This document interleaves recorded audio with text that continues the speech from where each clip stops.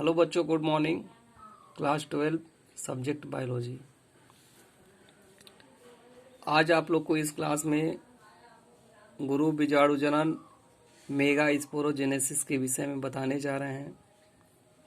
जो गुरु बीजाणु जनन मेगा स्पोरोजेनेसिस होते हैं, ये मादा युग्मक जनन होते हैं। जनन का अर्थ होता है निर्माण होना। ये एक प्रकार का आपका जयांग है और जयांग के अंतर्गत किस प्रकार से भ्रूण पोष का निर्माण होता है उसी के विषय में यहाँ पे बताया जाएगा। चूँकि आप जानते हैं कि ये जो हिस्सा है इसको बीजांड काय बोलते हैं, न्यूक्लियस बोलते हैं। न्यूक्लियस के अंदर जो है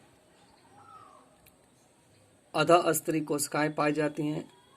हाइपोडर्मल सेल, जो हाइपोडर्मल सेल होते हैं वो विभाजित होकर दो कोशिकाएं बनाती हैं। यहाँ पे आप लोग देख रहे हैं दो कोशिका का निर्माण हुआ है और इस कोशिका को हम लोग कहते हैं बीजाणु जनन कोशिका, प्रथम वाले को। द्वितीय को बोलते हैं भित्तीय कोशिका। जो बीजाणु जनन कोशिकाएं होती हैं स्पोरोजेनेसिस सेल बोलते हैं। तो बिना विभाजन किए गुरु मातृ कोशिका की तरह ये कार्य करते हैं। इसका बोलते हैं मेगा स्पोरो मदर सेल। तो जो मेगा स्पोरो मदर सेल होते हैं वो अर्धसूत्री विभाजन उनमें होता है। यहाँ पे फिगर के माध्यम से आप लोग को दिखाएंगे कि जो गुरु बीजाणु मातृ कोशिकाएं होती हैं, यहाँ पे देखिए जो ये भित्तीय कोशिका होती है, तो भित्तीय कोशिका में कोई विभाजन नहीं होता है, परंतु जो ये गुरु बीजाणु मातृ कोशिकाएं होती हैं ये चार की श्रेणी में विभाजित हो जाती हैं। चार की श्रेणी में विभाजित होने के बाद देखिए एक कोशिका से जो चार कोशिका का यहाँ पर निर्माण हुआ। ये अगुणित गुरु बीजाणु होते हैं, यानी कि मेगा स्पोर होते हैं। ये संख्या n होती है क्योंकि ये मादा होते हैं। चूँकि नर युग्मक जब परागकोश मिलते हैं, परागकण के द्वारा मिलते हैं, तब जो है 2n बनाते हैं वो लोग, यानी कि गुणसूत्रों की संख्या कितनी होती है? आधी होती है। तो एक ही गुरु बीजाणु की कोशिका क्रियाशील रहती है, 3 नष्ट हो जाती है। इसमें से जो है ये 3 जो कोशिकाएं हैं ये क्या होती हैं? नष्ट हो जाती है। सिर्फ एक ही जो है इसमें क्या होती है? क्रियाशील होती है। अब आगे के फिगर के माध्यम से समझेंगे, सेकंड फिगर के माध्यम से। तो जो ये एक गुरु बीजाणु मातृ कोशिका है, यानी कि मेगा स्पोर मदर सेल है, इसमें समसूत्री विभाजन होता है। इसमें क्या होता है? समसूत्री विभाजन।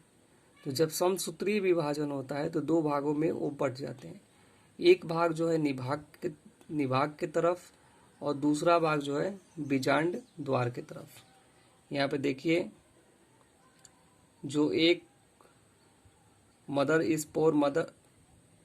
स्पोर मदर सेल है, ये दो भागों में बट गया है, समसूत्री विभाजन हुआ है। एक भाग निभाग की तरफ और एक भाग जो है बीजांड द्वार की तरफ। क्रियाशील गुरु बीजाणु समसूत्री विभाजन करता है और एक कोशिका का निर्माण की ओर, दूसरा एक कोशिका निभाग की ओर और दूसरा बीजांड द्वार की ओर चला जाता है। तो वही चीज आप लोगों को बता रहे हैं। एक कोशिका जो है निभाग की तरफ और एक कोशिका जो है बीजांड द्वार की तरफ। अब आगे के फिगर में समझेंगे, जब ये दो श्रेणी में दो भागों में बट गए, यानी कि एक निभाग की तरफ एक बीजांड द्वार की तरफ, तो इनमें फिर जो है समसूत्री विभाजन होते हैं। जो मेगा स्पोर मदर सेल होते हैं, ये मेगा स्पोर मदर सेल जो होते हैं, यह जो पुनः जो है समसूत्री विभाजन होता है। फिर एक से ये दो हो गए, फिर एक से ये दो हो गए, यानी कि चार की श्रेणी में यह जो है विभाजित हो गए। जो क्रियाशील मेगा स्पोर मदर सेल होते हैं। आगे आप फिगर के माध्यम से, चौथा जो फिगर है इस माध्यम से आप लोग समझें कि जब ये चार की श्रेणी में थे तो फिर जो इनमें समसूत्री विभाजन हुआ। और समसूत्री विभाजन के फलस्वरूप जो है 4 जो है 8 की श्रेणी में क्या हो गए, विभाजित हो गए।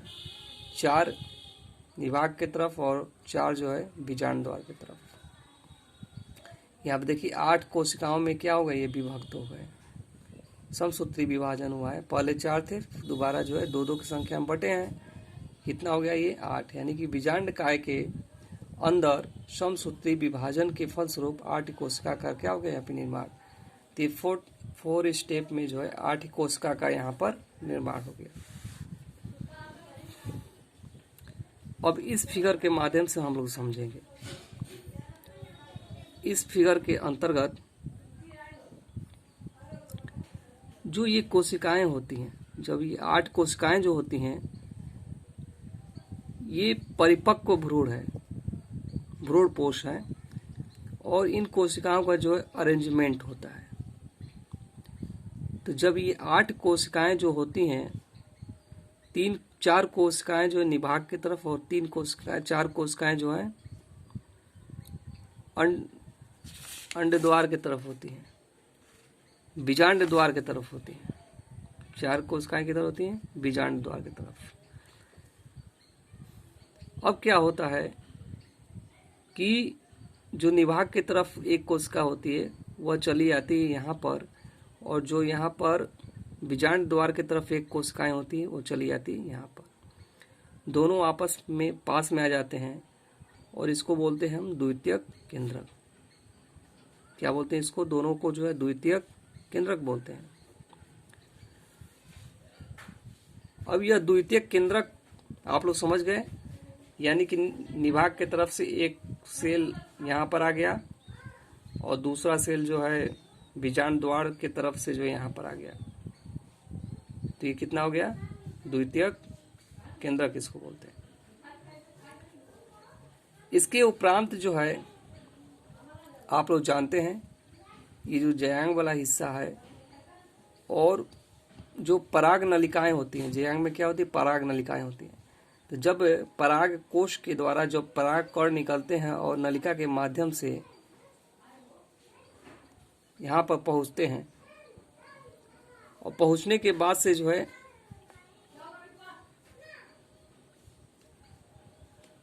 यहाँ पर अंड कोशिका यानी मादा युग्मक के साथ जो है मिल जाते हैं। एक जो है मादा युग्मक के साथ मिलता है, और जो पराग कण होते हैं वो 2n की संख्या में होते हैं। एक मादा युग्मक यानी कि अंड कोशिका के साथ मिल गया, और दूसरा जो है यहाँ पर द्वितीयक केंद्रक के साथ यहाँ पर मिल जाते हैं। ये इसके पास आ जाते हैं, केंद्रक के पास आ जाते हैं। तो इस प्रकार से ये जो द्वितीयक केंद्रक होते हैं, इसमें प्राथमिक भ्रूण पोष केंद्रक कहते हैं। प्राथमिक भ्रूण पोष केंद्रक कहते हैं इसको। तो यहाँ पे कितने सेल हो गए, यहाँ पे 3। इसको 3n दर्शाया जाता है। ट्रिप्लॉइड इसको बोलते हैं। इसको बोलते हैं प्राइमरी इंडोस्पर्म। प्राइमरी इंडोस्पर्म कितने संख्या में होते हैं, 3n की संख्या में होते हैं, क्योंकि 2 ये हो गया और एक इसका 3। और ये वाले जो हिस्से होते हैं, जो अंड कोशिका होता है, बीच वाला जो हिस्सा होता है अंड कोशिका होता है, ये 2 अगल बगल का ये सहायक कोशिकाएं होती हैं। तो जो बीच वाले सेल होते हैं, कोशिकाएं होती हैं, इसके साथ जो है परागकण एक संलयित होते हैं और इसको बोलते हैं भ्रूण यानी कि एम्ब्रियो। ये कितने संख्या में होते हैं, 2n की संख्या में होते हैं। परागकण के अंदर 2 नर युग्मक होते हैं। एक नर युग्मक द्वितीयक केंद्रक के साथ तथा दूसरा नर युग्मक अंड कोशिका के साथ संलयन करता है। तो यहाँ पे जो है, यहाँ पे द्वितीयक कोशिका का केंद्रक के साथ संलयन किया है और यहाँ पे जो है अंड कोशिका के साथ जो है संलयन किया है। तो इस प्रकार से एक ये आपके सामने परिपक्व भ्रूण कोश का जो है निर्माण हुआ है, और इसको बोलते हैं गुरु बीजाणु जनन। क्या बोलते हैं, गुरु बीजाणु जनन। इस प्रकार से भ्रूण कोश के अंतर्गत 8 केंद्रीय, आठ ये क्या पाए जाते हैं, केंद्रीय पाए जाते हैं, केंद्रक पाए जाते हैं, केंद्रकीय पाए जाते हैं। 8 जो है केंद्रकीय पाए जाते हैं। और ये 7 यानी कि 3 ये, 3 6 ये और 2 ये मिलकर जो है 1 हो जाते हैं। इस प्रकार से 7 क्या पाए जाते हैं, तो 7 कोशिकीय पाए जाते हैं, 7 कोशिकीय पाए जाते हैं। इस प्रकार से ये आप लोगों के सामने गुरु बीजाणु जनन यानी कि मेगा स्पोरोजेनेसिस के विषय में बता दिए। आगे के क्लास में, नेक्स्ट क्लास में आगे की चीज़ें आप लोग को बताई जाएगी कि जो परागकण होते हैं किस प्रकार से परागकण बनते हैं। नेक्स्ट क्लास में आप लोग को बताएंगे। तब तक के लिए धन्यवाद।